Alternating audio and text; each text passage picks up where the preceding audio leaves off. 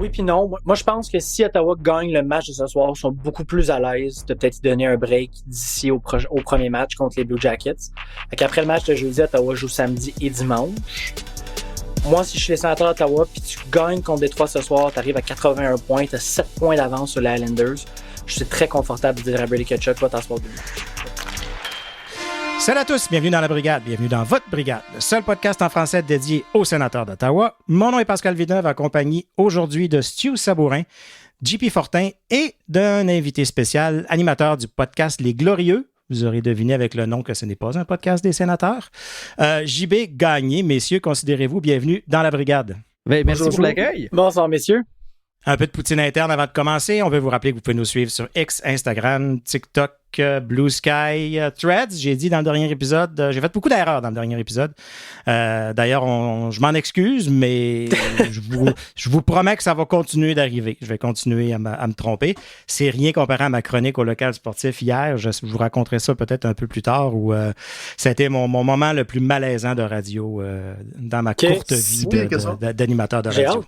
Ouais. Ben écoute, moi, Pascal, quand tu dis de la merde, moi, je suis là, puis oui. C'est ça, oui, toi, t'approuves, puis t'acquiesces. On n'est pas sur Threads, effectivement.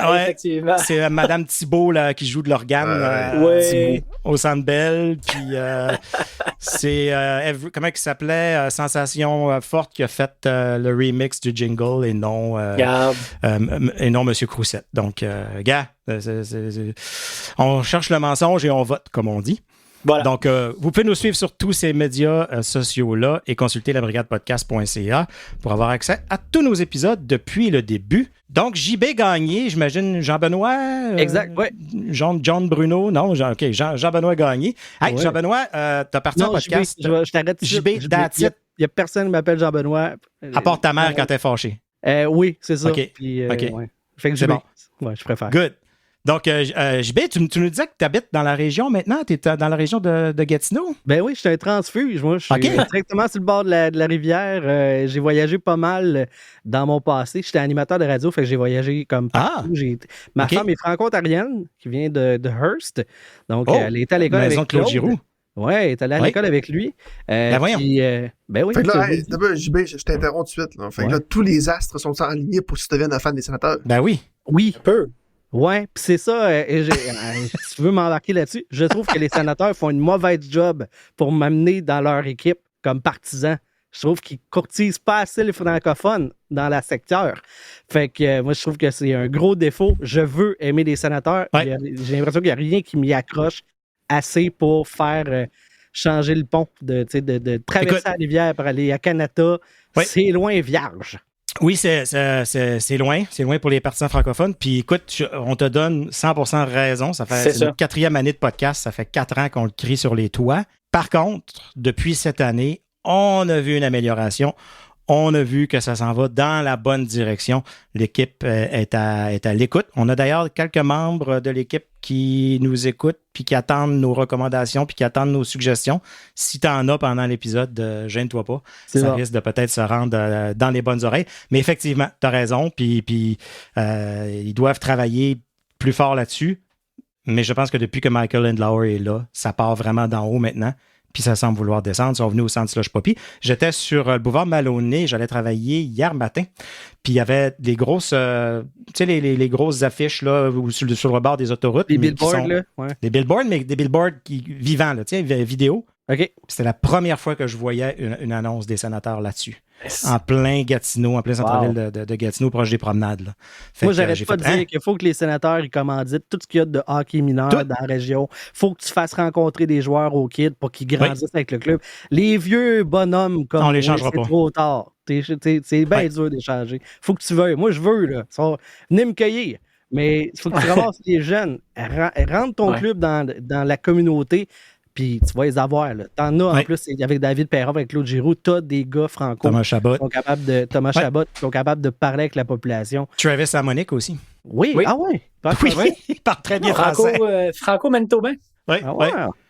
Je savais qu'Eric Goodbranson, dans le temps, là, il parlait français. Mais... En parlant de David Perron, 3-0. Mais là, Désolé.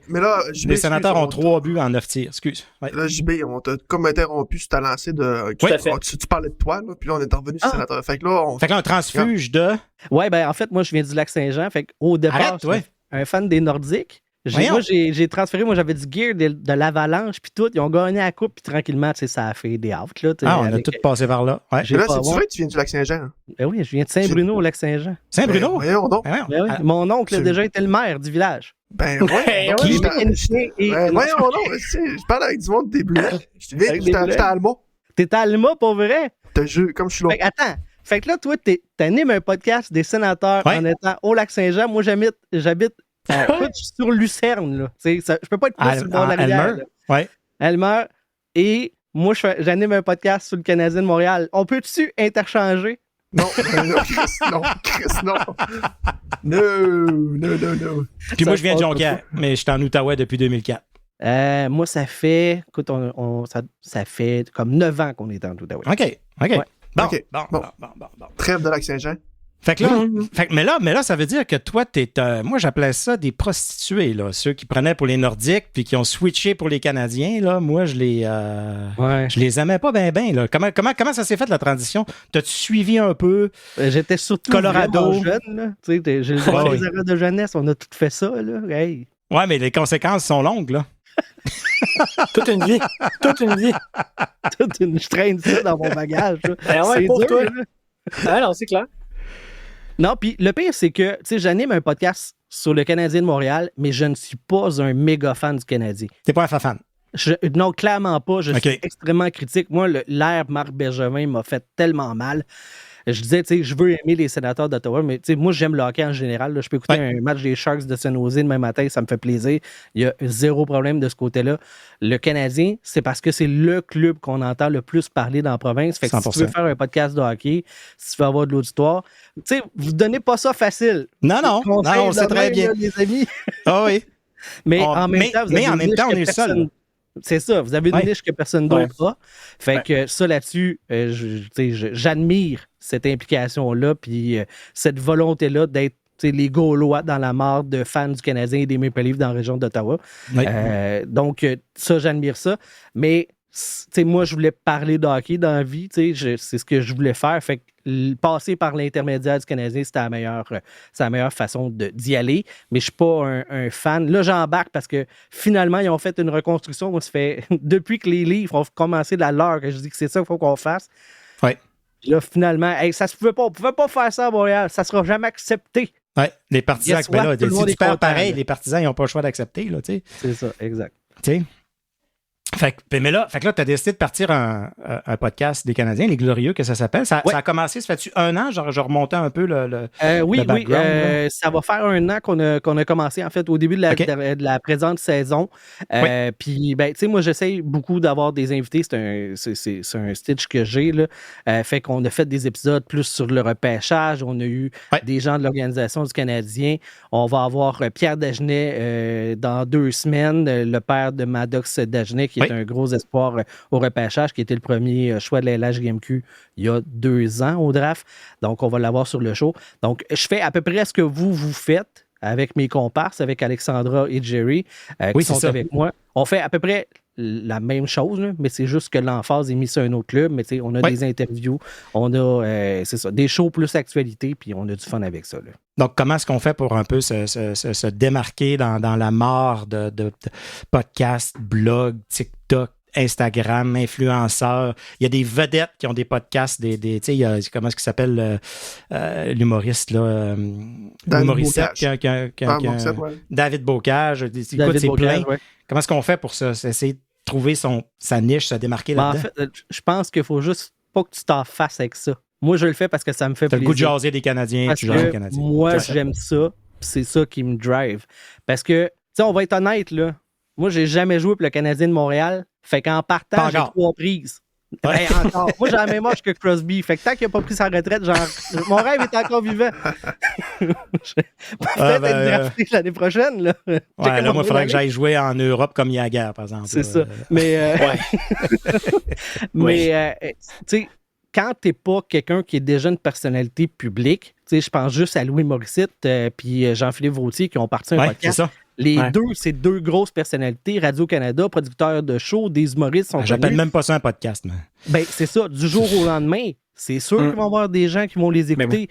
J'écoute, j'adore Processus parce que je suis très sur le repêchage. Ben, Mathias Brunet, la presse, ça aide. Sortie de zone, même chose. La poche bleue, meilleur exemple. Tu sais, il n'y a pas plus. Ça, c'était vraiment un podcast de fond de sous-sol, là, en train de boire. Puis c'est devenu une machine parce que ce sont des anciens joueurs du Canadien. Moi, je trouve que c'est dans ce temps-là que c'était bon. Quand c'était dans le fond de sous-sol, quand les gars s'ostinaient, quand les gars étaient chauds d'ail un peu. Ouais. Là, moi, quand ils m'ont commencé à m'amener du monde faire des recettes pendant un podcast audio, là.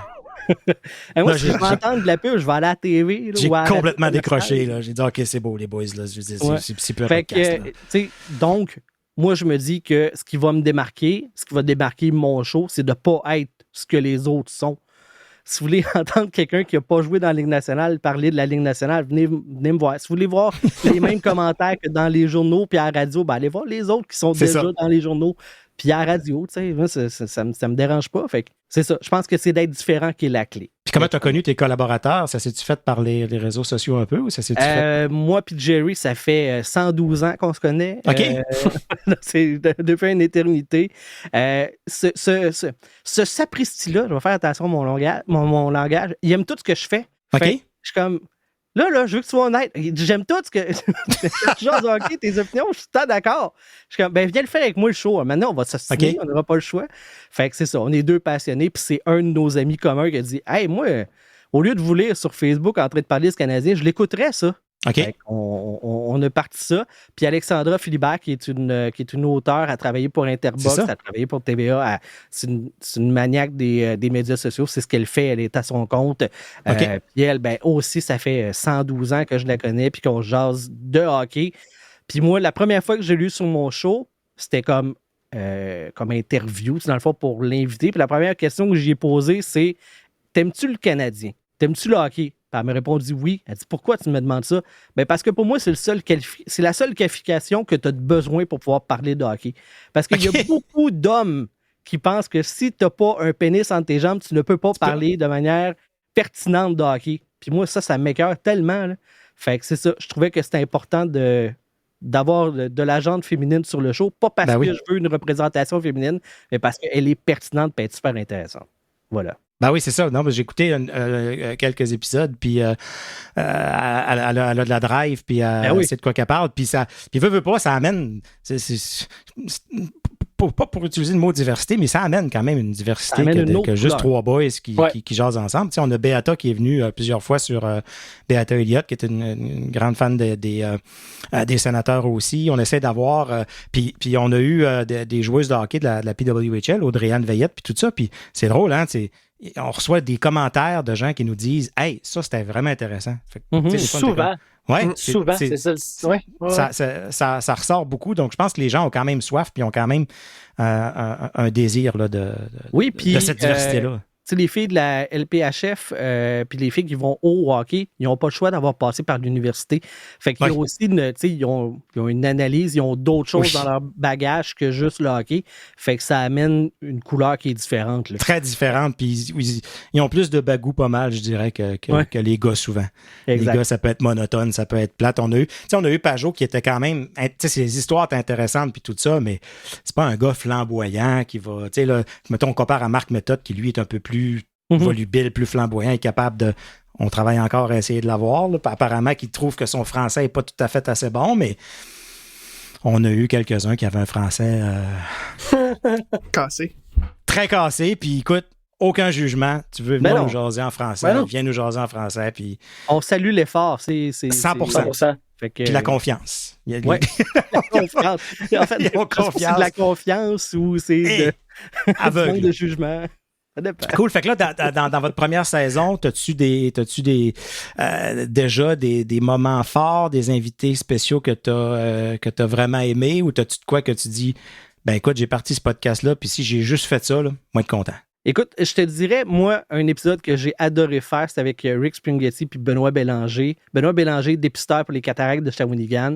Rick, c'est un maniaque d'espoir aussi. Il me disait, il est allé en vacances dans le sud la semaine passée, puis avant d'avoir le droit de boire et d'aller à la plage, là, que ça soit comme legit, là, il faisait des games de hockey pour faire des rapports d'espoir. OK. Fait que là, il me disait, malheureusement, je ne pourrais pas enregistrer de show avec vous autres, le Wi-Fi est pas assez bon, je l'ai misère à pogner les games de hockey. Je fais, hey, tu ne peux pas dire que tu es à Cancun et que c'est malheureux que tu ne peux pas écouter du hockey. Ça n'est pas accepté. Ben ça, ce show-là, moi, je me suis gâté. Les gars sont passionnés, ils connaissent ça. Sinon, je dirais Anthony Marcotte, le descripteur des matchs du Rocket de Laval sur les ondes de BPM Sport, il m'a conté des anecdotes dans ce show-là. Là, j'ai demandé comment tu fais pour, quand il y a un imprévu, tu es seul ou tu es à deux, comment tu fais à la radio pour faire ton temps? Puis, à un moment donné, tu viens-tu à la cour? Puis, il est-tu arrivé des affaires comme pas de bon sens? Il me raconte qu'à un moment donné, il y a une alerte tornade, ouragan, puis il est obligé d'être dans le vestiaire du club pour aller se protéger. Okay. Pour se protéger. Ou à un moment donné, il est à Charlottetown, dans les Maritimes, puis il y a une cérémonie pour les vétérans de la guerre, puis il y a un monsieur. Il embarque sur le tapis, les pieds lèvres, il se fait en tête big time durant la cérémonie d'avant-match. Puis lui, qu'est-ce que tu veux que tu fasses? C'est mort dans l'aréna, il n'y a pas un son, puis il est comme... Ouais, fait que là, il y a eu un instant, c'est magique, tu sais, des affaires de même. Il m'a raconté une anecdote avec Richard Martel, l'ancien coach des Saguenayens de Chicoutimi, qui l'a mis en dessous du boss pour une étoile à la fin d'un match parce que c'est lui qui avait donné les étoiles du match, puis il n'était pas d'accord avec le choix, fait qu'il l'a mis. Il n'a pas nommé son nom, mais en avant de tout le monde dans le point de presse. Je ne sais pas c'est qui a donné l'étoile. Ça n'a pas de bon sens. C'est impactant. Ah non, Richard Martel, c'est tout un phénomène. Fait que, ouais, c'est ça. Quelqu'un qui te donne du jus, là. Ça, là, c'était du bonbon là, comme entrevue avec Anthony. Là. Cool. Fait que là, vous publiez ça, quoi, une fois par semaine? Vous essayez d'en faire un par semaine? Ouais, une fois par semaine. J'essaie de ne pas m'imposer d'obligation. Si jamais ça ne marche pas. C'est ça. Ça vient lourd, là, que ça soit une pression. C'est pas une job non plus. Fait que moi, je veux juste qu'on ait du fun. Fait que si une journée, c'est plus tranquille, on est malade comme on est malade, ça n'a pas de fin, là, depuis début 2025. Fait que, non, on saute des semaines quand c'est le cas. Mais quand on est là, on est 100% là. Mais au moins, tu as commencé... Vous avez commencé ça une année où ça va pas pire pour les Canadiens. Là.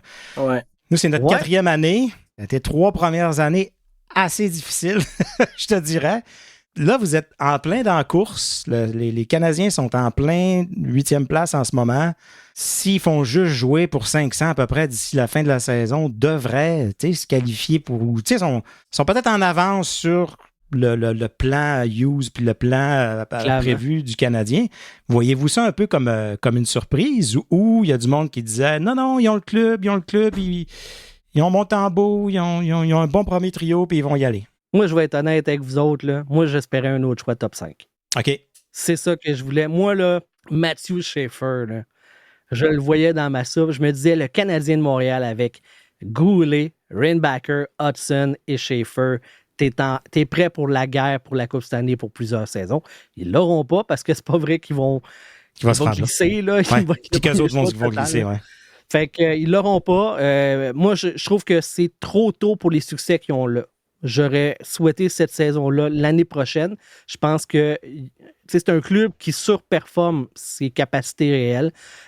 Nick Suzuki, depuis la confrontation des 4 nations, c'est le 5e meilleur pointeur de la Ligue. Il traîne le club sur ses épaules. Il n'y a que ça, un premier trio. Tu bloques ces 3 joueurs-là, c'est fini. Il n'y en a plus de production offensive ailleurs. Donc, c'est pas un club qui est supposé d'être là. Il surperforme et ça va peut-être leur nuire à long terme de ne pas avoir un haut choix repêchage pour aller garnir encore plus cette organisation-là avec du talent. Ce qui était, je pense, le problème des Sénateurs. Quand c'était le temps d'encore aller chercher des choix, les échanges pour le petit attaquant de Brincat a fait mal.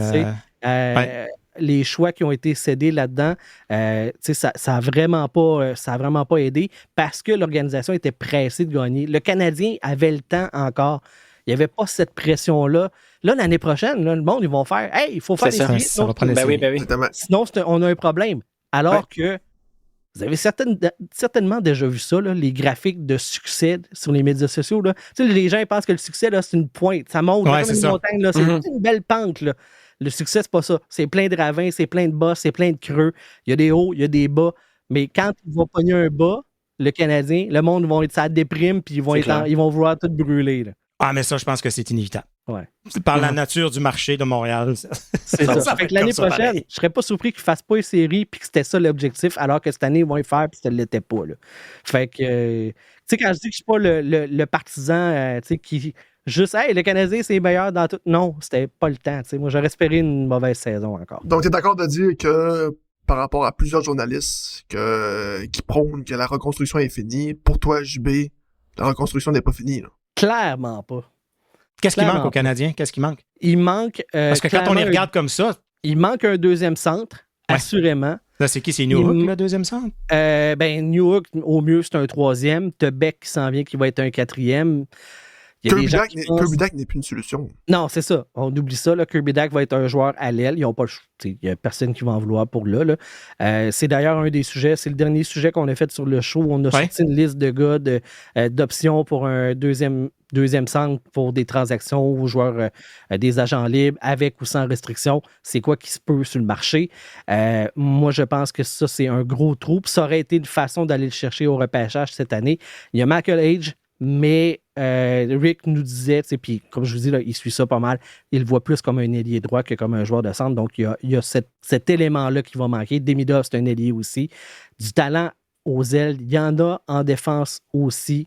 Il manque vraiment un autre joueur de centre pour cette équipe-là. Puis on peut t'en parler de la ligne de centre. Là. Ça a été le problème pendant des années à Ottawa. C'est crucial. Finalement, on a un centre 1, 2, 3, puis c'est toute la différence du monde. Écoute, les statistiques, là, quand Norris, Stutzle et là, Norris est parti, et Pinto, les trois ensemble, ils n'ont pas réussi à jouer beaucoup de matchs ensemble à cause des blessures, les opérations, la suspension à Pinto. Mais si tu le mets à une saison de 82 matchs, il y aurait eu, je pense, 102 points, les Sénateurs. Le nombre de victoires, 105 points. Quand les trois jouent ensemble, les Sénateurs gagnent 80% des matchs, tu sais, ou gagnaient. Josh Norris est parti. Vu que je te dise, Pascal, moi, je suis en amour avec Shane Pinto. Là. Oui. J'aurais tellement aimé que ce gars-là se ramasse à Montréal. Là. Au lieu d'avoir peut-être Beck là, qui va être ou un Newhook comme troisième par défaut. Là. C'était l'année de Caulfield, en fait. Ouais. Je sais, mais tu comprends que si on avait ce genre de profil-là, on ferait comme hey, c'est correct. À la limite, tu peux dépanner ça à deux. On est en business. On vient de. Mais Josh Norris va peut-être être disponible cet été. Là. J'entends dire à Buffalo que peut-être qu'ils vont juste le laisser sa liste des blessés jusqu'à la fin de l'année puis le rééchanger cet été. On ne sait pas. Cette année, des deuxième, troisième chances pour trouver un joueur de centre. C'est vrai que ça a été le cas avec beaucoup de joueurs. Là, tu parlais tantôt, JB, tu parlais de Demidov. Oui. Là, tout le monde est en extase. Puis tout le monde a hâte de voir Demidov. Puis c'est genre. T'as pas entendu le début de du dernier show, toi, des Glorieux? Non. Parce que. Moi, j'ai écouté. Je suis convaincu. Moi, je parie pas dans la vie. Okay? Fait que je ne mettrai pas d'argent là-dessus, là, mais je pense que le Canadien est en position de faire quelque chose qui n'est pas arrivé dans la Ligue nationale depuis 70 ans, soit d'avoir les deux gagnants du trophée Calder back-à-back. Lane Hudson et Demidov vont faire ça. OK. Puis c'est audacieux. C'est audacieux. C'est très audacieux. Et si j'étais Hudson, moi, j'arriverais avec ma radiographie et dire au monde, aux autres DG, hein? Vous auriez dû me choisir au draft, hein? Fait que là, Hudson gagne notre Calder cette année. Yes! Sans équivoque. Sans équivoque. 10e pointeur chez les défenseurs recrues de l'histoire de la Ligue nationale. Il est déjà égalité avec Quinn Hughes qui l'a gagné pour le nombre de points. Ce soir, il y en a-tu fait un? Je ne sais pas. Oui, il y en a fait un. La game. Bon, mais il a dépassé Quinn Hughes. Comme Quinn Hughes, il est-tu bon? Oui. Ah, c'est ça. Fait que Hudson, il est bon. Donnez-y le Calder. Cependant, il y a quand même deux autres joueurs qui se démarquent. Là, il y a Michkov, que là, Tortorella est parti. Est-ce qu'il va faire un... Il y a 2 buts à soir. 2 buts à soir. Est-ce qu'il va faire un blitz d'ici la fin de la saison? Il y a Macklin Celebrini qui a manqué plusieurs matchs en début de saison, qui a pratiquement le même nombre de points que les deux autres gars. Est-ce que Celebrini part avec une longueur d'avance vu qu'il a le même moins de nombre de matchs que les autres? Puis on parle de Wolf aussi, là. Ouais, Dustin Wolf aussi. Ouais, moi, je pense que le top 3, c'est Hudson, Wolf et Celebrini. Mon comparse Jerry te dirait que le poids du premier choix total peut avoir un effet là, sur la balance dans les votes. mais je pense que justement la surprise que Hudson amène, qu'on ne le voyait pas là, même les gens de Montréal, pour la plupart, disaient une quinzaine, vingtaine de points cette année. Il a plus que dépassé les attentes. Il est le corps arrière de cette organisation-là. Et il ne faut pas oublier, là, ça a pris une quinzaine de matchs avant que Martin Saint-Louis le mette sur le premier avantage numérique parce que Matheson avait bien fait la saison dernière et c'était le vétéran, donc il a donné le temps de se faire valoir, laissé Hudson le temps de s'acclimater. Mais si Hudson avait piloté le premier avantage numérique du Canadien depuis le début de la saison, il y aurait probablement un autre 4-5 points de plus à sa fiche. Pour moi, là, il a largement démontré ce qu'il fallait pour gagner le trophée Calder. Dans l'histoire de la Ligue nationale, chez les défenseurs recrues, offensivement, il se place extrêmement bien. Tandis que Celebrini, pour les attaquants recrues dans l'histoire de la Ligue, il n'est même pas dans le top 25. Tu sais, je veux dire, il faut aussi comparer position pour position là, ce que chacun a fait. Là. JB, je te relance une autre question. Tu sais, j'ai écouté Tony Marinaro, puis Jacob Chychrun a signé dernièrement un contrat de 8 ans à 9 millions de dollars par saison.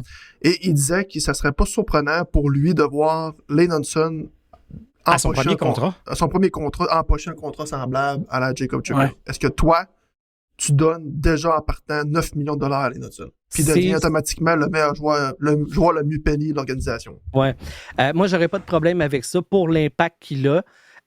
Moi, j'ai entendu des gars du Canadien de Montréal avant le début de la saison dire que les recrues qui s'en venaient, on commençait à être moins contents des avoirs. Ils viennent voler des jobs à cette heure-là. Sauf Lane Hudson. Lane Hudson, il amène quelque chose qu'il n'y a pas chez le Canadien, qu'il n'y avait pas puis qu'il n'y aura pas. C'est un joueur spécial. À 9 millions, sous un plafond salarial qui va grimper dans les 3 prochaines années, il ne sera pas surpayé très, très longtemps. La première année, oui, ça va être trop d'argent, mais éventuellement, il y a d'autres défenseurs beaucoup plus moins bons que lui. Chychrun, vous l'avez eu là, à Ottawa. Là. Moi, j'ai l'impression c'est cher à payer. On est content de ne pas avoir eu besoin de le payer ça. Là. Ils n'ont pas de mémoire, les DG. Comme Chychrun, moi, je comprends pas. Je comprends pas que tu peux avoir une saison bonne puis juste, 8 ans, 9 millions, let's go, pas avec ça. Si je peux faire du pont là-dessus, mon frère, qui est un grand fan des Capitals de Washington, quand on a jasé un peu de cette signature-là, lui, il voit ça comme un peu... Oui, l'échantillon est faible de Jacob Chychrun pour lui donner un tel salaire, mais il voit d'un autre côté que John Carlson achève aussi, rendu à 35 ans, et plus dans la fleur de l'âge. Donc, les Capitals vont se retrouver sans défenseur numéro 1. Est-ce que, automatiquement, Carlson va partir, le poste de numéro 1 à Chychrun est à lui? C'est peut-être pour ça qu'on l'a sécurisé. Oui, je comprends de le re-signer. C'est le montant, le problème. Si Chychrun, c'est juste une passe, après ça, t'es coincé, tu peux pas en trouver un autre. C'est sûr. Moi, honnêtement, l'échantillon, je le trouve beaucoup trop court, surtout pour ce qu'il a offert dans les 3 saisons précédentes. Honnêtement, là, je trouve qu'ils vont s'en mordre les doigts. Là. Ça les aide pas. Tandis que Lane Hudson, il a toujours dominé partout. Là. Puis en plus, il est plus jeune, t'achètes des années d'autonomie. Moi, à 9 millions, je n'ai pas de problème avec ça du tout. Là. C'est un peu ce que tu as fait avec Jake Sanderson aussi. Hein? Un peu, oui. Ils ont tout de suite donné un contrat à long terme, c'est 8 ou 8,2 millions de dollars par année. Puis c'est quand même intelligent parce que tu payes pour ce que tu vas avoir, alors que dans le cas d'un défenseur comme Jacob Chychrun, tu payes pour ce qu'il a donné. Puis là, après ça, t'es pogné avec un contrat à long terme.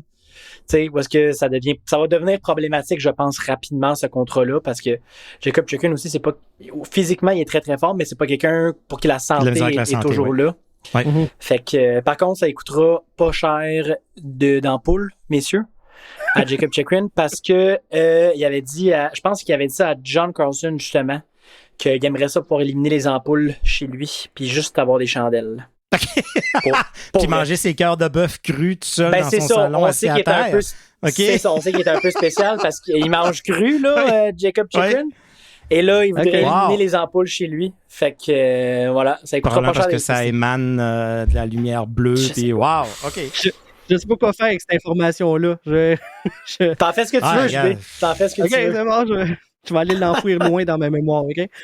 JB, tes prédictions d'ici la fin de l'année, qu'est-ce que t'en penses? Penses-tu que le Canadien va se faufiler, va rester où est-ce qu'ils sont là? Je pense qu'ils vont être short de quelques points parce que Primo est fatigué. Ça va moins bien depuis 5 matchs. Montembeault. Jacob Debes, Montembeault, oui, j'ai dit Primo. Oui. Parce que je suis dans la convo avec les gars du danslescoulisses.com. J'aide beaucoup pour trouver des sujets, des choses comme ça.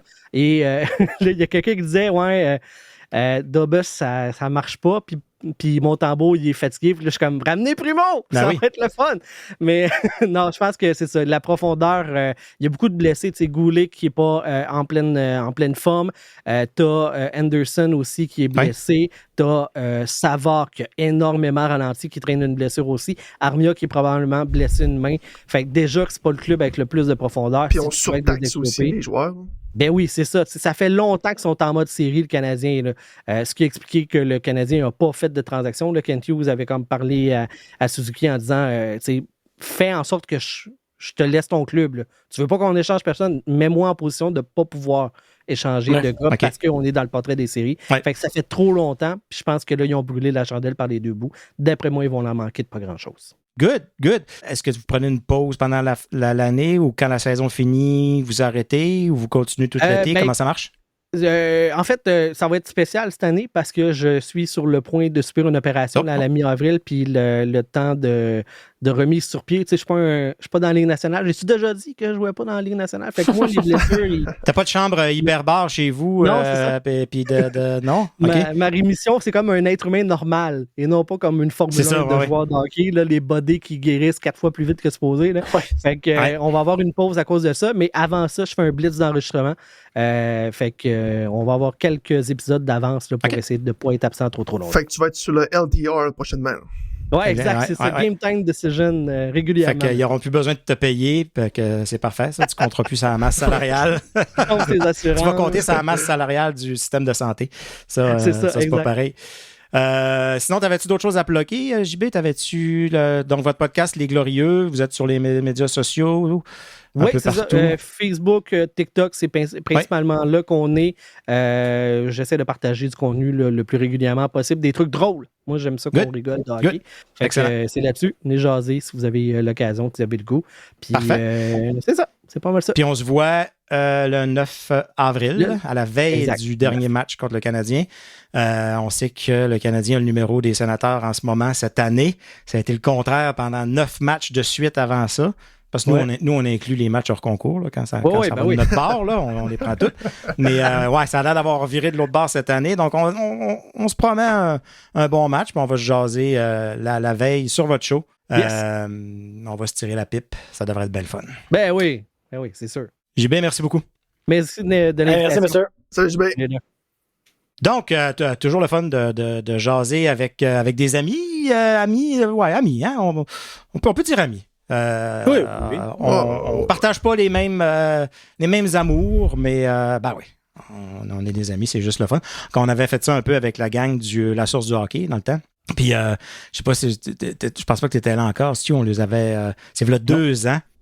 Montréal, je pense qu'il venait l'année d'avant de se rendre en finale. Fait qu'il y avait comme, tu sais, il pensait qu'elle allait encore se rendre loin. Fait qu'on avait fait une gageure, puis on avait dit si Montréal finit en avant d'Ottawa ou Ottawa finit en avant de Montréal, en tout cas, chaque podcast devait animer le prochain épisode avec un chandail de l'autre équipe. T'sais. Puis les Sénateurs avaient fini en avant des Canadiens, ni l'un ni l'autre avaient fait les séries. Puis ils avaient eu leur promesse. Ils s'étaient trouvé un chandail des Sénateurs, puis ils avaient fait leur podcast avec. Peut-être qu'il faudra penser à quelque chose pour le prochain épisode. J'ai pas pensé pendant qu'on enregistrait, mais...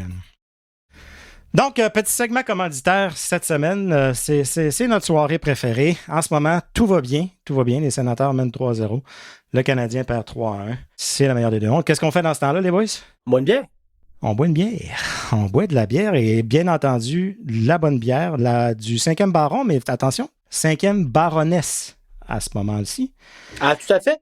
Qui s'appelle À l'origine. Parce que, puis on parlait justement de la présence des filles dans le hockey puis tout ça tantôt. Les femmes dans la bière aussi. Ça se lit comme suit. À l'origine, les femmes ont créé la bière. Malgré leur rôle et innovation pendant des centenaires, elles se voient maintenant presque complètement effacées de l'histoire. Dans le cadre de la Journée internationale des droits des femmes, les femmes de l'industrie brassicole en Outaouais se sont rassemblées de nouveau cette année pour vous présenter un produit digne de la grandeur du rôle originel, féminin dans l'existence de la bière. Eh bien... I drink to that. Les femmes font de la bière et on la boit, mes amis. Et on parle d'une double West Coast IPA à 8% d'alcool, mes amis. Oh. Ça va bien dormir ce soir? Oh oui. Oui. Tout à fait. Donc, quand même clair pour dans ma tête, une double West Coast, ça devrait être plus foncé, mais ça n'a aucun rapport, j'imagine. Goûtons à ça. Ben voyons donc. Ça goûte pas le 8%. Pas pantoute, hein? C'est ouf que c'est dangereux, ça. Wow! Très bon. Au nez, on retrouve des arômes prédominants de fruits à noyaux confits. En bouche, la bière est assez mince, bien gazéifiée. Des saveurs de biscuits Graham se démarquent tout d'abord, puis les houblons apparaissent avec leurs notes de bonbons, ourson blanc à l'ananas, suivi de la mandarine et des zestes d'orange. Donc oui, c'est vrai qu'on détecte les agrumes. La gorgée termine sur un peu de résine de houblon avec une amertume bien marquée et finale très sèche. Wow! Merci à Mireille de la houblonnière Lupuline Hop Yard, Sandra du dépanneur Rapido et Kim de la brasserie du Bas-Canada d'avoir participé à la brassée. Et pour faire suite au segment commanditaire, on veut juste vous rappeler que, écoutez, si vous aimez ce qu'on fait, on vous a fait rire, on vous a fait pleurer, on vous a informé, on vous a diverti. Vous avez retiré quoi que ce soit de notre podcast, puis ça vous dit « Hey, j'aimerais ça redonner un coup de main aux boys. » N'hésitez pas, labrigadepodcast.ca/merci. On a déjà 3 personnes qui nous ont fait des dons et c'est extrêmement apprécié. Ça commence par Magella Villeneuve, oui, un lien de parenté, puis c'est effectivement mon père. La source de la haine du Canadien qui a pris de sa mère, qui m'a été transmis, que j'ai transmis à Philippe, et ainsi de suite de même. On a aussi Mario Tremblay, pas joueur de hockey, pas l'ancien coach des Canadiens, un ami à moi qui habite ici en Outaouais. Et on a Caroline Barrette aussi, qui nous a fait un don aussi. Merci 1000 fois. Vous avez aucune idée comment ça nous encourage puis comment ça peut nous aider on dirait que c'est particulier d'avoir payer tout ça. Du monde qui paye. C'est irréel. Ce qu'on dit. C'est surréaliste. C'est sur une autre planète complètement. Mm-hmm. C'est dur à assimiler. Puis, mais écoutez, vraiment, merci beaucoup. Puis, comme je disais, tout va aller dans l'amélioration du podcast pour vous offrir le meilleur produit possible. Les boys, je parlais qu'on passait une belle soirée. Ouais. Jusqu'à maintenant, on n'a pas eu des belles soirées dans les 4 derniers matchs. Donc, on posait la question aux partisans aujourd'hui. Est-ce que ça vous inquiète? Parce que les Sénateurs sont une équipe de séquences cette année de façon incroyable. Non seulement des séquences de 7-8 victoires, mais des séquences de 7-8 défaites. Donc là, c'est vraiment pas le bon timing pour s'en aller vers une séquence de 7-8 défaites. Pour l'instant, les choses semblent être remises sous contrôle, mais est-ce que ça vous inquiète ce qui se passe en ce moment? Ben, sans dire que ça m'inquiète, parce que là, on arrive à la fin de la saison. Mais c'est sûr qu'effectivement, une séquence de défaites serait très mal... Glisser, puis sortir d'une place en série, ce serait scandaleux. Ce qui est rassurant, c'est que, considérant que c'est une équipe de séquence, comme tu l'as dit, Pascal, on dirait qu'on a comme un petit arrière-pensée qui va dire, ils vont en coller 3-4 défaites en ligne, puis ils vont changer ça de bon. Ouais. Fait que là, est-ce que c'est parti pour faire ça avec, là, ils ont perdu 3 à leurs 4 derniers matchs. Là, on t'en va de gagner, je parle pas trop vite, là. Oui. On mène 3-0 contre Détroit, ça va bien. Est-ce que là, on va partir sur une séquence parce que là, les 2 prochains matchs, c'est contre Columbus et Pittsburgh. Des équipes qu'il faut absolument pas perdre non plus. Non. Donc, puis le fait d'avoir une légère avance contrairement aux équipes qui sont derrière nous, c'est ça. Ça me rassure un petit peu parce qu'on a un petit peu de latitude. Mais tu sais, avec une victoire ce soir, on a maintenant 7 points d'avance sur les Islanders qui sont la première équipe exclue des séries éliminatoires. Ouais, c'est beaucoup là. Avec une dizaine de games à jouer, là, je suis pas tant bon en mathématiques, mais ils se font assez bien les maths là-dessus. Ouais.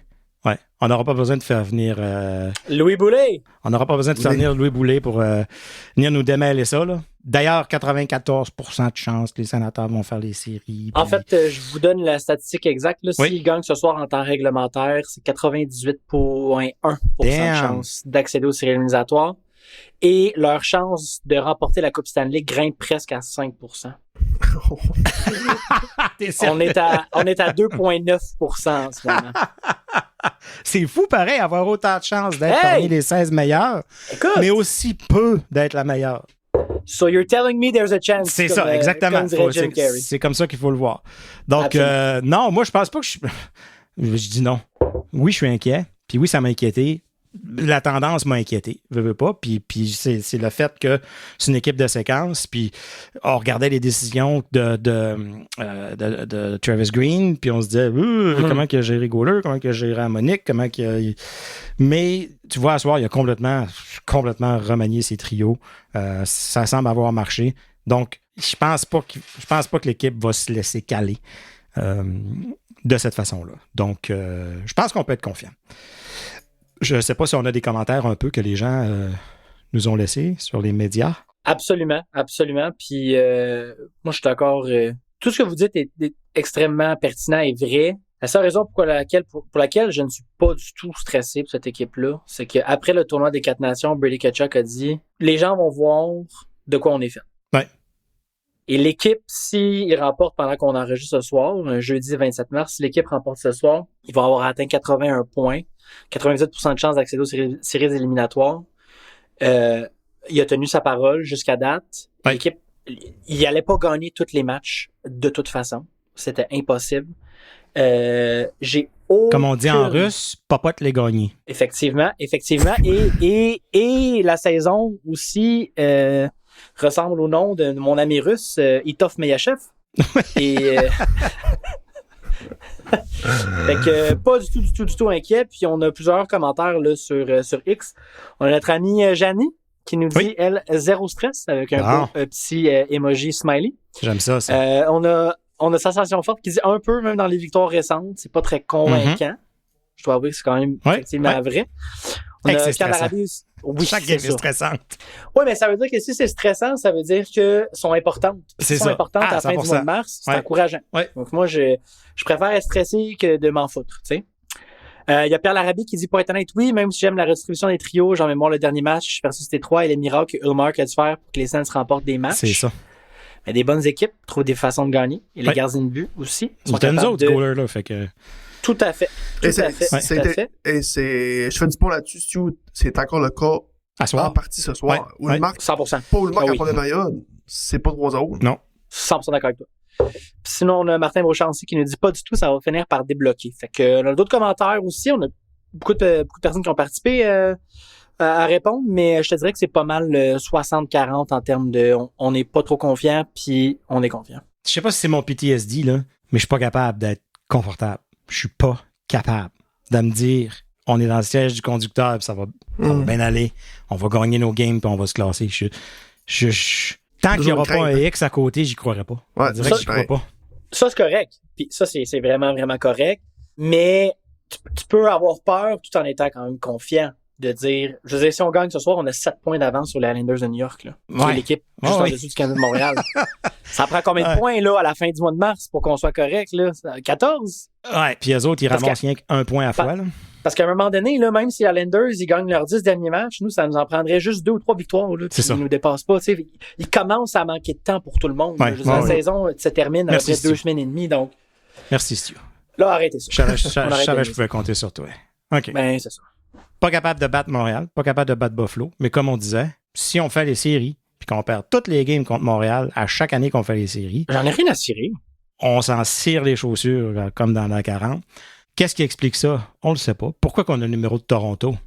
Aucune raison. Aucune idée. Pourquoi est-ce qu'on les a balayés cette année?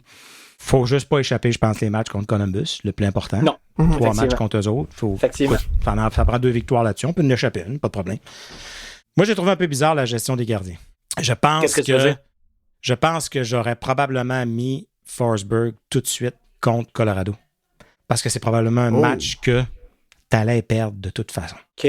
Je pense que c'est un... Puis moi, je pense... Ma crainte, là, c'est que Linus Ullmark, il n'a jamais été un gardien numéro 1 à gauler 60 matchs par année. Ça y est jamais arrivé. Circonstances, blessures, avec un autre bon gardien dans son équipe, pas de sa faute à lui, mais il n'a jamais été ça. Est-ce qu'il peut le devenir? Peut-être. Mais je pense qu'il est en train d'apprendre cette espèce de routine-là, puis cette espèce d'effort-là sur son corps, parce que veut pas, c'est un goaler. C'est pas un goaler typique, c'est un goaler un peu nonchalant, un peu relax, un peu, tu sais, là. Donc, on dirait que cette routine-là, de jour après jour, à un moment donné, ça y pèse, puis il sort une mauvaise game. Puis, est-ce que ça veut dire qu'il faut adapter la façon qu'on le fait jouer ou on dit, hey, buddy, t'as 5 millions cette année, t'as 8 millions l'année prochaine, tu vas goaler 60 matchs, on s'en sac, mais figure it out, comme on regarde, dit. Cette saison-là, il avait joué plusieurs matchs consécutifs, puis il a demandé à l'équipe, il dit, moi, je ne suis même pas backup. Là. Moi, je prends un full break. Ouais, c'est ça. On a monté Levi Meriläinen pour être le backup. Fait que j'ai l'impression que, puis c'est super important, là, l'aspect de la santé mentale, mais on est très loin de Carey Price, Henrik Lundqvist, Jonathan Quick, qui est capable de jouer 50, 55, 60 matchs. Puis, tu sais, moi, j'ai jamais vu, de mon expérience, je regarde le hockey depuis 99-2000, j'ai jamais vu un gardien de but numéro 1 dire, moi, ce soir, c'est un full break, je pratique pas, puis je suis pas backup. Ouais. J'ai jamais vu ça. Puis après ça, j'imagine que ça on idéalise, là. Si, mettons, les Sénateurs font un bout de chemin à la série, on jase, là, en pas de site, là. Tu sais, ça va être une game aux 2 jours, là. Ouais. Puis les Sénateurs balayeront pas de série, là. Non. Ça sera pas en 4, là. Fait que ça va être long, puis très long, puis très C'est ça. long. Ouais. Est-ce que ça explique pourquoi Hallmark n'a jamais eu du succès en série? T'sais, parce que là, jusqu'à date, on se dit, Hallmark n'a jamais eu du succès en série. Mais on s'en fout, on veut qu'il nous amène en série. Parce que là, si on est en série, on va commencer à dire, OK, Hallmark, faudrait que tu sois bon en série aussi. Puis rappelez-vous, avec Boston, c'était pas tous les matchs. Non, c'était la chaise musicale. Ouais, c'était Swayman, Hallmark, Hallmark, la saison qui a été là. Fait que, bon, ce sera un problème quand on sera rendu là, si on se rend là, mais c'est ça. Moi, ça m'inquiète plus que est-ce qu'on va faire les séries éliminatoires ou non. Ouais. Ce dossier-là m'inquiète plus. Bon, parlant de gardien, Mats Ågaard est revenu dans l'environnement à Belleville. J'ai hâte de voir s'il va avoir le temps de se remettre en shape cette année, d'avoir le filet assez souvent, parce que pour l'instant, c'est Meriläinen puis Subban qui fait un travail honnête, là. Surprenant. Oui. Écoute, ça me surprendrait pas qu'après cette année, il se trouve une job à quelque part comme backup dans la ligue. Là. Est-ce qu'on considère encore Ågaard comme un gardien d'avenue de l'organisation? On n'a pas le choix parce qu'il est signé à un volet l'année prochaine. Fait que si on le considère pas, faut l'échanger.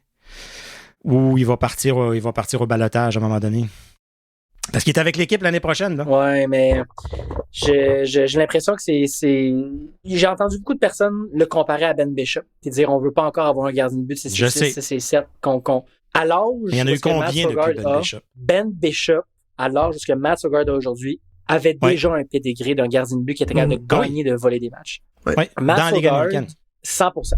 Mats Ågaard, c'est vous les deux spécialistes en gardien de but, fait que vous serez capable de plus expliquer, mais l'équipe ne joue pas de la même façon lorsqu'il était dans les filets. C'est un des gardiens de but les plus, m'excuserez le terme en anglais, leaky que j'ai vu dans ma vie. C'est incroyable. Vraiment. Je pense pas que l'organisation a beaucoup de confiance envers lui. Puis c'est même pas un gardien de but qui a été repêché sous Michael Andlauer, cette organisation-là. Steve Staios.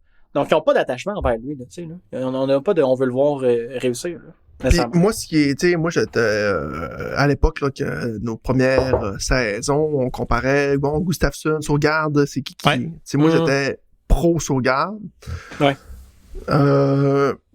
Cependant, ce que j'ai moins aimé de Ågaard, c'est que les occasions, il les a eues dans la Ligue nationale avec l'organisation. Il y avait l'occasion de se faire valoir, un peu comme Meriläinen a fait. 100%. Il a eu la porte ouverte, il l'a pris. Puis, il a probablement volé le poste de gardien d'avenir de l'organisation. Ouais. Sauf chose que Ågaard n'a jamais faite. Non. Puis, même à Belleville, il n'a jamais eu des stats incroyables non plus. J'allais dire, il n'a pas eu vraiment... Il n'a jamais été amené dans un environnement... Non. Il n'y a pas la même équipe qu'actuellement. Là. Puis, le positivisme qu'il y a alentour de l'équipe. C'est ça. Fait que, tu sais, up and down. Nos 2 goalers sont blessés. Viens-t'en, il faut que tu joues contre Boston, la meilleure équipe dans la ligue à soir. Puis demain, ça va être Mendolese qui va faire la même affaire. Puis, OK, retourne en bas, reviens en haut. Ça n'a pas aidé, c'est sûr. C'est sûr et certain. Mais Meriläinen, cette année, il est arrivé, puis on lui a demandé sauve l'équipe, puis il l'a fait. Puis il l'a fait, c'est ça. Puis, tu sais, concrètement, on n'a pas aucun souvenir de Ågaard ayant volé un match. Non. Même Mendolese, on a un souvenir de lui d'avoir volé un match. Oui, moi, entre les deux, je prends Mendo encore. Tu sais, fait que. Ouais, c'est ça. Faut le faire. Là. Ouais. Pensez-vous que Zetterlund va manquer de temps sur le premier trio pour faire une bonne impression? Déjà un point ce soir. Ouais, c'est-tu assez pour le laisser là? Ben, je trouvais déjà que son impact au dernier match avec les Sabres contre les Sabres de Buffalo, il aurait pu en compter 2. Là, je veux dire, son fit est sur la première ligne et non sur le 4e trio. Fait que non, moi je suis très à l'aise avec ça. S'il est dans le top 6. Ça prend des gars pour l'entourer. Oui. Donne-y pas Godette Paymore, il faut rien. Non, c'est ça. Ça y prend des gars qui vont y mettre sur le tape. Mais pourquoi, messieurs, on est capable de dire à Dylan Cousins, on te garoche le 2e trio, tu vas jouer sur le power play, tu vas prendre les face-offs en zone défensive, en zone offensive, puis on va chercher quelqu'un comme Fabian Zetterlund parce qu'on l'a amené pour compter, pour jouer à 5 contre 5, puis tu le mets sur le 4e trio pendant 4-5 matchs de suite. Il n'y a aucun argument pour ça. Je comprends pas. Le seul argument que j'ai vu, c'est qu'il y avait la période qui est arrivée, l'équipe gagnait, puis le top 9 fonctionnait à plein régime. Tu sais, Amadio était tout feu tout flamme, Giroux, ça fonctionnait avec Studula puis Ketchuk. 2e trio, ça roulait tempête. Fait que tu disais, je veux pas détruire ça, va mourir ça à 4 avec les 2 autres. Puis là, t'attends de te faire laver, puis là, tu te dis, on va changer. OK, go. C'est ça. Puis là, le gars qui, lui, veut faire bonne impression, qui est stressé parce que enfin il a sa chance, ben, il a le bâton un peu plus... Parce que, tu sais, il y a eu des chances dans ce slot où ce que tu dis, hey, c'est pour ça qu'on est allé te chercher. Pour qu'à 5 contre 5, quand la POC arrive d'en arrière puis t'es tout seul en avant, t'es supposé de la mettre dedans. En même temps, parce que, tu sais, on a tout regardé son highlight reel où on voyait tous ses buts de l'année passée. On n'a rien vu les buts. Là. On n'a pas vu toutes les fois qu'il a passé à côté ou qu'il a manqué. Là. Mais, tu sais, un peu comme DeBrincat, quand il est arrivé, ça a été long.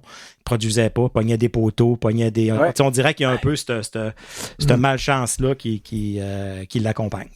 Mais une fois que ça va débloquer...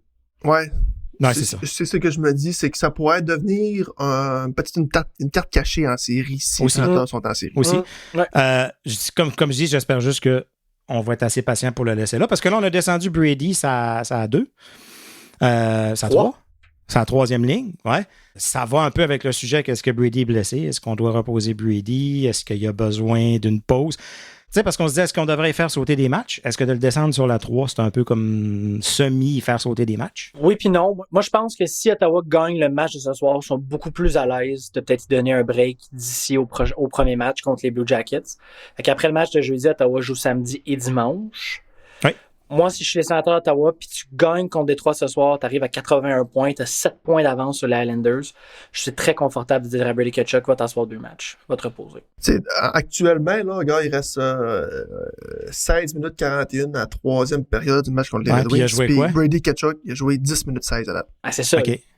Ouais, c'est ça. Déjà là, son temps de jeu est coupé. Là. C'est moins que Claude Giroux, c'est moins que David Perron, c'est moins que Ridley Gregg, c'est moins que Tim Stützle, c'est moins que Batterson. Fait que c'est un peu déjà ce qu'on fait. Et c'est moins que Travis Hamonic. Commence pas. Au match contre les Sabres de Buffalo. Incroyable. Je veux dire, il n'y a plus rien à dire sur Travis Hamonic. Il n'y a plus rien à dire. On l'a tout dit. D'ailleurs, on salue notre ami Julian McKenzie qui a posé la question à Travis Green. Oui. Je pense que, en tout cas, de ce que j'avais vu sur X, les partisans c'est comme si on s'était fait entendre. Ouais, c'est c'était ça. la voix des partisans. Ouais. Puis la réponse de Travis Hamonic, je l'ai adorée parce que... De Travis Green? De Travis Green, ouais. C'est un peu la même chose, hein, Travis Hamonic, Travis Green. J'ai adoré ça, parce que tu vois qu'il l'a comme un peu pris personne. Puis ça veut dire que la question est venue le déranger, puis ça veut dire que c'est une bonne question. Fait que j'ai adoré qu'il l'ait posé, puis je pense que c'est très populaire. À quel point vous l'avez échappé? Je sais pas si c'est Bob Garner, c'est probablement Bob Garner qui a pris ses décisions, là. Mais à quel point tu regardes ton petit pamphlet de match, là, puis probablement qu'il compte ses présences, puis il fait le son de son banc. C'est ça que je me demande, ouais. T'arrives à 5 contre 5, puis t'as mis plus souvent Hamonic à la glace, puis Cleven que ton premier défenseur. Ouais, mais comment ça marche, là?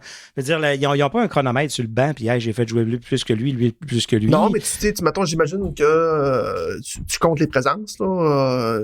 Ou tu y vas selon, tu regardes le match-up de l'autre bord, puis tu dis, ah oui, quand c'est lui, je mets lui, quand c'est lui, je mets lui, puis quand, OK, là, on est en piqué, là, on est en power play, là, on est en, ça vient fucker les lignes. La plus belle exemple, oui, là, il y a eu, c'est le match contre les Red Wings, oui, il y a eu beaucoup de piqués, là, mais gars, Cleven et Mantin-Palo, à date, joue sur la 3e paire. Cleven, 8 minutes. Mantin-Palo, 6 minutes. Ils ne franchiront pas le cap des 10 minutes. Peut-être Cleven va franchir le cap des 10 minutes. Pour un 6e défenseur, c'est ça que tu veux. Alors que tu mènes 3-0, là. 10 minutes. Eh oui. Ouais. Là, tu gagnes 2-1 contre Buffalo, puis là, tu mets Travis Hamonic sur la glace plus que n'importe quel autre défenseur droitier. Ça, je suis désolé, c'est une recette pour perdre. Puis le meilleur exemple, c'est le but de Tage Thompson. Moi j'avais jamais vu ça, là, gardien. Messieurs, j'ai joué au hockey 22 ans, j'ai jamais vu un défenseur voir un attaquant derrière son filet, et là, lui, ce qu'il fait, c'est qu'il se met à genoux de dos. Au gars non, mais... Puis même pas dans la ligne de passe, en plus. Même pas dans la ligne de passe. Après ça, quand Tage Thompson, il fait un toe drag, Travis Hamonic essaye de bloquer la passe en arrière. Au lieu de faire... Je n'avais jamais vu ça en carrière, puis c'est rien contre la personne, mais là, les insuccès de l'équipe lorsqu'il est sur la glace, c'est plus lui qui est responsable, c'est le coaching staff qui décide, qui prend la décision de le mettre sur la glace. Puis Hamonic, moi, j'ai pas de problème à le voir un match sur 3. Ah oui, parfait. Il est efficace, il fait sa job. Ouais. Aussitôt que tu lui demandes de jouer match après match, c'est trop pour lui. Désolé, c'est trop pour lui. Oui, 100%. C'est Hamonic, tu sais, depuis le début de l'année, on le dit, c'est un système défenseur. Ouais. Garrett Price va jouer. Garrett Price va jouer, etc. Ouais. Surtout que Hamonic, son succès dépend de son partner qui va jouer avec. Ouais. Si son partner qui joue avec est aussi dans la difficulté que lui, ben là, les deux ensemble, ça ne fonctionne pas. Et c'est une chose qui est arrivée à Buffalo. Cleven était épouvantable aussi. Fait que ça n'a rien aidé à Hamonic. Puis Hamonic est tellement... des capacités limitées, ben, t'as pas le choix d'avoir quelqu'un avec lui qui le protège puis qui back ses erreurs. 100%. Oui, mais ça a un impact sur tous les joueurs qui jouent avec. Tu regardes les stats de chaque joueur qui joue avec. C'est comme... Trouvez-moi, ramenez-moi... Les deux paires de défense, les pires statistiquement cette saison à Ottawa, c'est Sanderson Hamonic, Chabot Hamonic. Ouais. La troisième, ça doit être Cleven Hamonic. Ouais. Probablement. Puis, mettre la série sur le Sunday de ce match-là, JBD qui score un but. Ouais. Moi, j'étais content pour lui. Content pour lui. Oui, vraiment.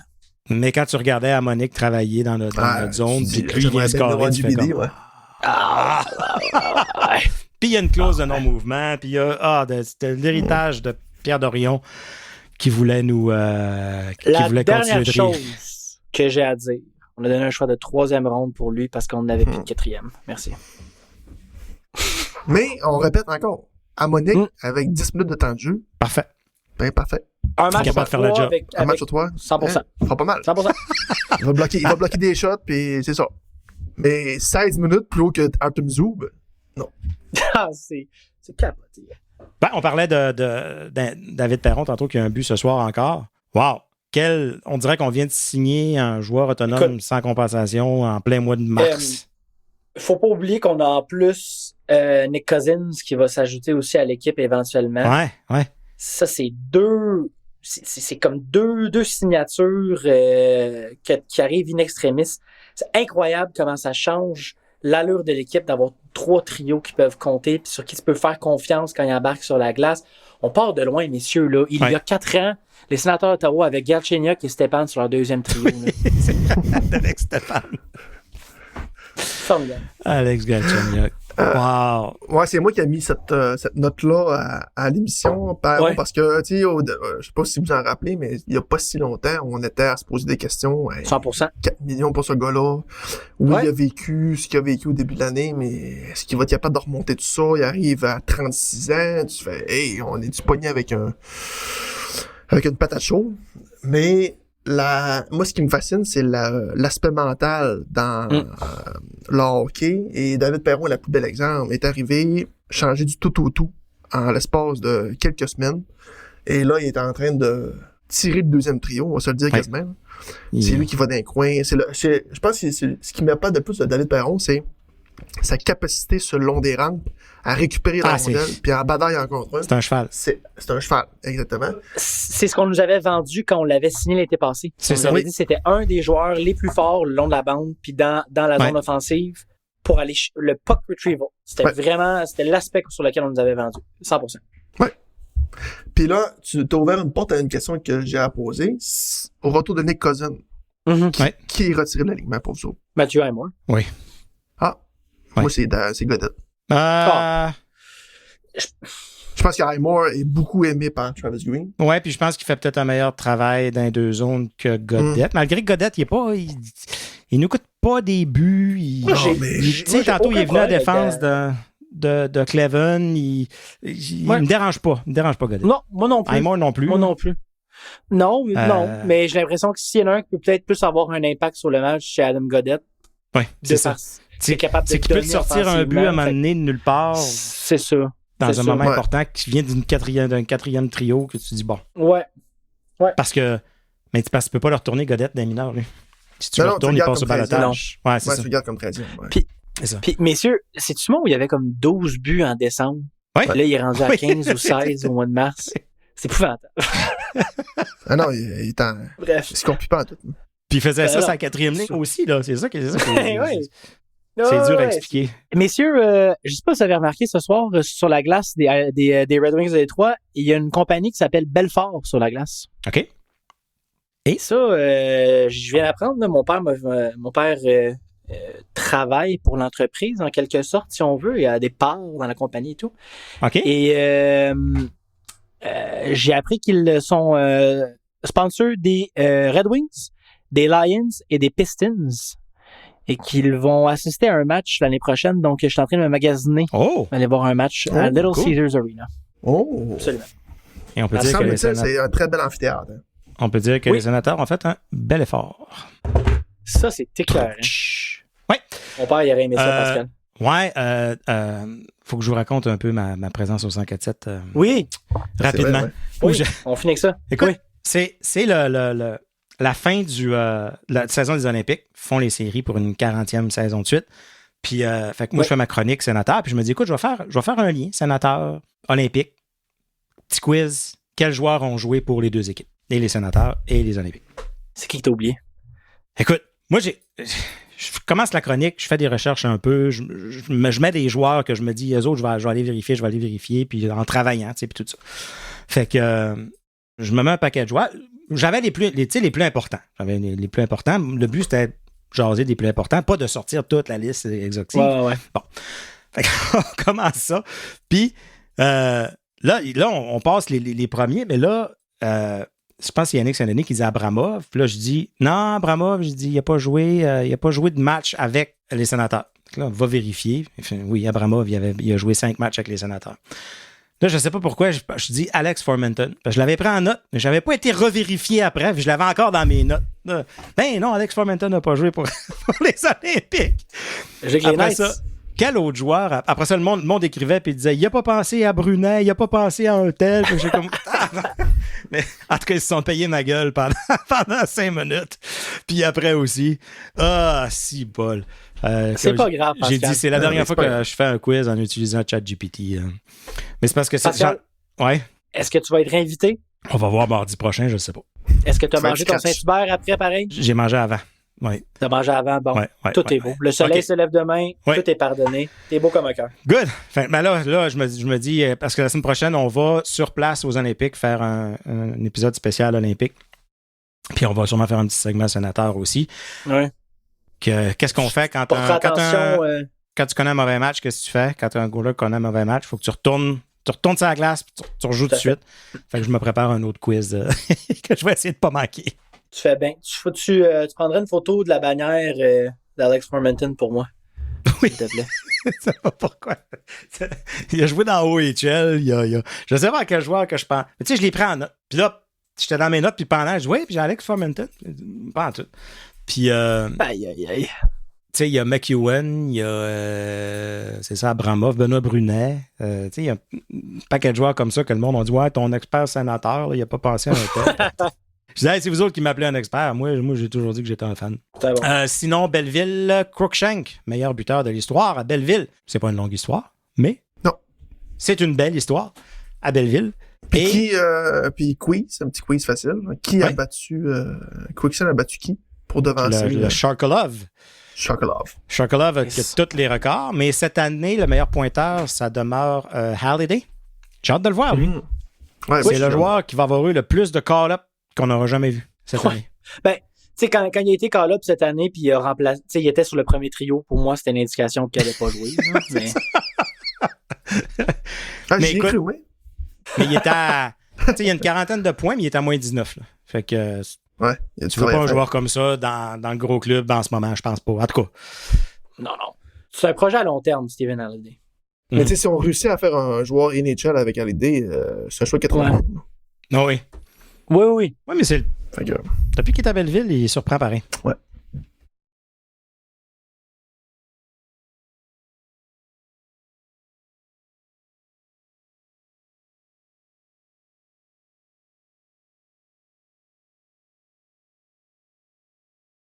Et j'aimerais juste te souligner, Jean-Philippe Ford, tu nous écoutes. Tu m'avais dit que la victoire ne partirait pas aux séries éliminatoires et la charge, oui. Donc, moi, je la merde, mon esti. Ah, je peux parler du pool, c'est vrai? Oui, tu peux parler du pool, oui, pas de problème. Ouais, ça s'est resserré, là. Tu peux te faire plus un pour moi? Je vais l'avoir en live. Bon, actuellement, donc Stu toujours premier. 430 points. Avec tes 2 points, 1 point ce soir. Je sais pas là si Raymond est embarqué là-dedans, en tout cas. Fait que t'es à 431. Moi, JP Fortin, 404. Et j'ai 4 points ce soir. Donc je suis rendu à 408. Fogg, 385. Fait que malgré mes 10 points de pénalité, je suis toujours deuxième. Et Pascal ferme la marche à 351. Pascal, c'est ainsi va le Canadien, ainsi va son pool. Ouais, non, je le prends. Ce qui me ferait le plus chier, ce serait que le Canadien fasse les playoffs puis que je perde le pool pareil, comme un mal sale de même. Là, je serais pas de bonne humeur. Là. Non, je te donne. Ouais. Fait que je pense que les choses qui me fait le plus mal, il y a la blessure de Matthews, mais il y a aussi le Nashville qui non, ça n'a pas été le succès escompté pour M. Saros. Donc, messieurs, je pense que c'est ce qui complète cet épisode de La Brigade. Si vous avez aimé ça, parlez-en à quelqu'un. N'hésitez pas à vous rendre sur labrigadepodcast.ca/merci. Mais d'en parler, comme ceux qui peuvent donner, ceux qui peuvent pas. Juste que vous nous écoutiez, nous autres, on est déjà fous comme de la merde. Si vous en parlez à quelqu'un, si vous dites juste à une personne de nous écouter, c'est la façon que les podcasts se font le plus connaître. C'est par là. Bouche à oreille. Et vous pouvez nous suivre sur X, Instagram, Facebook, Blue Sky, Threads. Et en terminant, est-ce qu'on a un mot de la fin? Les boys, on est allé avec un chiffre la semaine passée. 81. 81 points qu'on serait rendu ce soir si on gagne. Oui, 81. Et à moins de me tromper, quand les Sénateurs, dans leur histoire, ont 80 points en 70 matchs, font les séries à chaque fois. Là, je pense que c'est 80 points en 71 matchs. 81 en 71. Fait que je pense que ça s'équivaut. Ça s'équivaut. Donc, même la numérologie est de notre côté, les boys. 100%. J'adore ça. C'était La Brigade, le seul podcast francophone dédié aux Sénateurs et au hockey dans la région d'Ottawa-Gatineau. À la semaine prochaine. Comme le Messi, c'est comme tu nous donnes l'avenir. Moi puis Yvon Fortin, on est là. T'as combien de temps pour Stu? Vous l'écoutez où, Carlis? Arrêtez d'écouter ça sur des sites russes. Là, je suis à 6,49.